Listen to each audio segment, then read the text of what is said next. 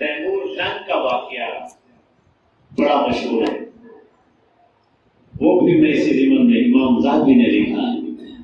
بادشاہ ہے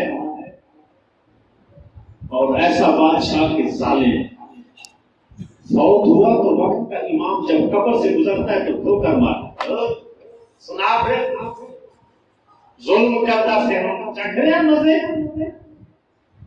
سنا پھر ہو مزے چک رہے، یہ باتیں کرتے گزرتے جاتے ایک رات مراقبے میں یا نہ سوئے تو قسمت جاگی حضور کی کچہری میں پہنچ گئی۔ سبحان اللہ۔